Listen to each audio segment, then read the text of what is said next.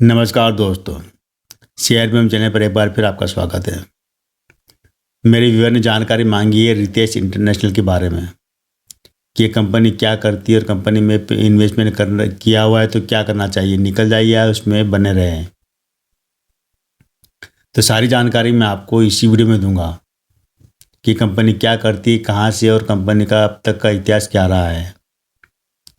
एक बात मैं और आपको कहता हूँ कि जब भी आप शेयर में इन्वेस्ट करते हो, अगर आप आईपीओ में पैसा लगाते हो या कुछ 5-6 महीने पहले या साल भर पहले लिस्ट हुई कंपनी पैसा लगाते हो, तो वहाँ ज़रूर आपको अगर देखेंगे तो ये ज़रूर मिलेगा कि कंपनी का बोनस, डिविडेंड या और कोई जो बेनिफिट होना चाहिए निवेशकों को, वो कम होते हैं क्योंकि नई नई कंपनी लिस्ट होती है।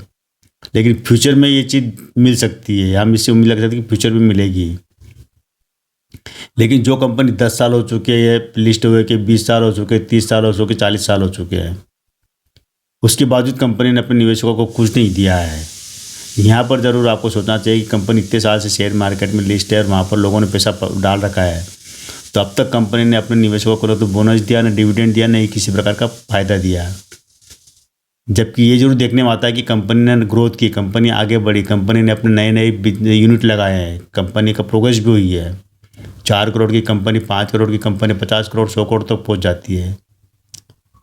लेकिन निवेशकों को कुछ नहीं मिलता है, देना ही नहीं चाहती, मतलब नीयत ही नहीं देने की ये कह सकते हैं। क्योंकि कंपनी क्या करती है, जब भी कंपनी प्रॉफिट में आती है तो वो अपना खर्चे बढ़ा लेती है, ये नई जगह यूनिट डाल लेती है, ज़मीन खरीद लेती है, कुछ और कर लेती है, तो वहाँ पर क्या होता है कि निवेशकों को देती नहीं वो पैसा।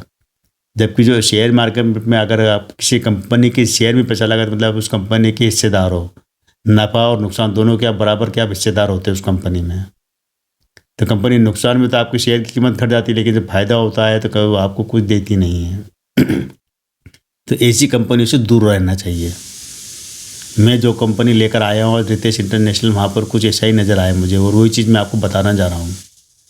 पर पहले थोड़ा सा मैं डेटा बता देता हूँ। कभी जो इस शेयर की जो प्राइस है करीब करीब 26-27 रुपये के आसपास प्राइस है, और अगर 52 रुपये का हाई देखेंगे तो वो 65 रुपये के आसपास रहा है, लो रहा है 22-23 रुपये का लो रहा है इसका। पूरे लाइफ टाइम का आप देखेंगे तो करीब करीब 125-26 रुपये का भी हाई रहा है और लो रहा है करीब 5-7 रुपये का लो भी रहा है इस कंपनी का। प्रमोटर के पास 43% होल्डिंग है, जो कि मतलब 50% से कम है, तो अच्छी नहीं कही जा सकती है। एक बात अच्छी है कि प्रमोटर ने कोई भी शेयर गिरवी रखा हुआ नहीं है, तो ये एक अच्छी बात है। ये पॉजिटिव कैसे गिरवी रखा हुआ शेयर नहीं, मतलब कंपनी के ऊपर कर्जा कम है या देनदारियाँ मतलब कम है, नाम मात्र की है। लेटेस्ट जो रेवेन्यू कंपनी का आया है 17 करोड़ का रेवेन्यू आया है, और इसके पहले का जो रेवेन्यू था वो 20 करोड़ का था। मतलब 20 करोड़ से रेवेन्यू इनको कम आया, कम हुआ रेवेन्यू। पूरे अगर साल का देखेंगे 22-23 मतलब 2023 के साल का देखेंगे करीब 126 करोड़ का रेवेन्यू आया है, लेकिन 2022 का रेवेन्यू आया था 140 करोड़, तो उससे कम है।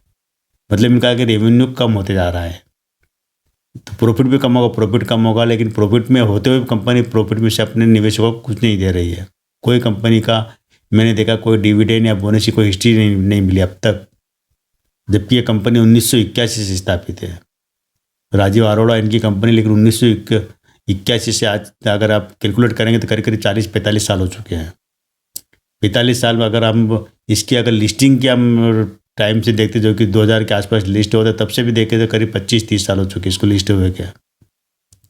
उसके बावजूद कंपनी ने अभी तक अपने निवेशकों को कुछ भी नहीं दिया है, जबकि कंपनी बहुत पंजाब से एक कंपनी है और बहुत शुरुआत की थी इन्होंने। मतलब एक मामूली से पैसे शुरुआत की थी और आज इनका मतलब मार्केट कैप वगैरह करीब 28-30 करोड़ का मार्केट कैप है, जो कि अच्छा है, कह सकते हैं मार्केट को अच्छा है कंपनी का। लेकिन इसके बावजूद भी कंपनी ने अभी तक अपने निवेशकों को कोई खास चीज़ दिया नहीं तोहफे के रूप में। अब हम आ जाती है कंपनी करती क्या है, कंपनी का बिजनेस भी देखना चाहिए, क्योंकि अगर बिजनेस से अगर हम नहीं देखेंगे तो हमें पता ही नहीं चलेगा कंपनी क्या करती है और हम इसमें पैसा लगा रहे तो क्यों लगा रहे हैं। तो ये जो कंपनी एसिड का काम करती है, एसिड और ग्लिसरीन और पैकेजिंग 3 काम करती है। जो एसिड होता है जो कि कंसनट्रेट रूप में होता है, उस एसिड को बाहर से बुलाती है, उस एसिड को अपने देश में जितनी ज़रूरत होती है उनको डिस्ट्रीब्यूट करती है। इसके अलावा जो ग्लिसरीन होते हैं जो फार्मा कंपनी में काम आता है और मेडिकल दुकान वगैरह और जो भी कई जो कॉस्मेटिक वगैरह इसके अंदर काम आता है। ग्लिसरीन ऐसी चीज़ है कि जो कि जितने भी आप कॉस्मेटिक यूज पदार्थ देखते हो उसमें काम आता है। और कई दवाइयों में काम आता है, कई तरह के पेस्ट बनाने में काम आता है, बहुत सी है उसके लिए बहुत यूज है। एसिड के भी बहुत उपयोग होते हैं, तो वो काम करती है, साथ ही पैकेजिंग का काम करती है। करीब करीब इनके 10,000 से ज़्यादा मतलब ग्राहक है, बड़े बड़े मतलब जो इंडस्ट्री है ना, जो वो इनके ग्राहकों की लिस्ट में 10,000 से ज़्यादा है, जो कि जिनको कि ये एसिड भी सप्लाई करती है, ग्लिसरीन भी सप्लाई करती है और उनके पैकेजिंग के साधन भी करती है। मतलब तीन ही तरह बिजनेस से ज़्यादा बिजनेस अभी नज़र आया नहीं मुझे इसमें कि और बिजनेस क्या करती है कंपनी।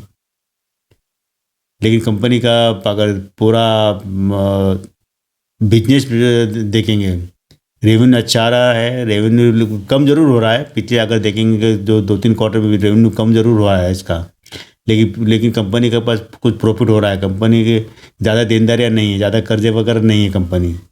कंपनी ये कह सकते कि जो माइक्रो कैप, आप इसको स्मॉल कैप में नहीं रख सकते। 26-27 करोड़ का मार्केट कैप है, तो माइक्रो कैप में आती कंपनी, छोटी कंपनी में आती है। इसी छोटी कंपनी में जब आप इन्वेस्टमेंट करते हो ना तो ज़रूर ध्यान रखें कि छोटी कंपनियां मतलब इनको पैसा भी आता है तो पैसा इनके खर्चे ज़्यादा हो जाते हैं। खर्चे ज़्यादा होते हैं तो ये अपने निवेशकों को दे नहीं पाते हैं। ये सबके साथ होता है। जितनी छोटी कंपनी आपको कभी माला माल नहीं करेगी। छोटी कंपनी में कब आप पैसा बनता है, जब उसकी शेयर की आपको दुगना तिगना 4 गुना चढ़ जाता है खरीदने के बाद, तब आपको माला माल करती है। लेकिन मालिक के द्वारा कोई ज़्यादा उम्मीद नहीं रखना चाहिए छोटी कंपनियों में। अभी जाके हम इसकी शेयर की बात करते हैं, जो कि 26-27 रुपये में मिल रहा है शेयर। मतलब ये कह सकते हैं कि जो कंपनी का जो बिजनेस है, रेवेन्यू और मार्केट कैप है, उसके हिसाब से देखा जाए तो कंपनी का ये जो शेयर है बहुत महंगा है। इसको आप सस्ता नहीं कह सकते हैं, बहुत महंगा शेयर है ये। इसकी प्राइस होना चाहिए कम से कम, अगर 26-27 करोड़ का मार्केट कैप है तो इसका जो प्राइस होना चाहिए मेरे हिसाब से कि 10-12 रुपये के पास होता ज़्यादा अच्छा रहता है। लेकिन ठीक है, इसमें इन्वेस्टमेंट कर देते हैं। यहाँ पर क्या कि होल्डिंग में कोई बड़े वो नहीं है, मतलब DIS नहीं, FIS नहीं है, प्रमोटर और पब्लिक की होल्डिंग है। थोड़ी बहुत होल्डिंग दूसरी ने ले रही कि वो अलग है। तो यहाँ पर क्या आपको लगता है कि इसमें आगे पैसा बनेगा, आप कमाओगे तो आप बने रहिए, लेकिन मैं नहीं समझता कि इसके अंदर बने रहना चाहिए। एक अच्छी कंपनियाँ, बहुत कंपनियाँ जिनका फंडामेंटल मजबूत है, जिनकी मार्केट के बच्चा है, जरूर वहाँ जाइए, उसमें देखिए। 25-26 करोड़ की मार्केट कैप वाली कंपनी आपको निहाल करने वाले में से नहीं है। खुद निहाल हो रहे हैं बात अलग है, लेकिन आपको मालिक द्वारा नहीं मिलेगा, ये जरूर ध्यान रखिएगा। और जब भी केवल इसकी बात नहीं करो, रितेश इंटरनेशनल की बात, आप जब भी आप ऐसी छोटी कंपनी में अगर पैसा डालते हैं तो कुछ चीज़ों को आप जरूर देखिएगा उसके अंदर। मतलब कंपनी का एक तो क्या है कि कितना मार्केट कैप है, क्या बिजनेस मॉडल है, कितना कंपनी ने ग्रोथ की है, कितने सालों में, कब से स्थापित है और कब से इतने सालों में, चाहे 10 साल हो या 20 साल हो या 30 साल, कंपनी ने कितनी ग्रोथ की है।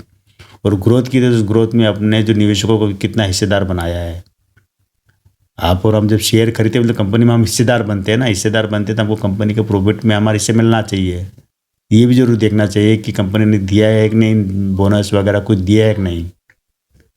तभी आप एक कंपनी का मतलब एक उसके जो शेयर की प्राइस से लेकर कंपनी की क्या वो जो प्राइस, जिस प्राइस पे शेयर मिल रहा है, क्या वो उस प्राइस के पर बिकने लायक है क्या, या उसमें मैनिपुलेशन हो रहा है या क्या हो रहा है, ये अब तभी आप निकाल पाओगे। वरना सस्ता समझ के खरीदेंगे, 2 रुपये 1 रुपये का आप खरीदेंगे, लेकिन वहाँ पर ये है कि कंपनी 2 रुपये 1 रुपये का शेयर भी महंगा हो जाता है कई बार, क्योंकि कंपनी पर इतना ज़्यादा बर्डन होता है, इतना ज़्यादा कर्जा होता है, इतना ज़्यादा मामले होते हैं।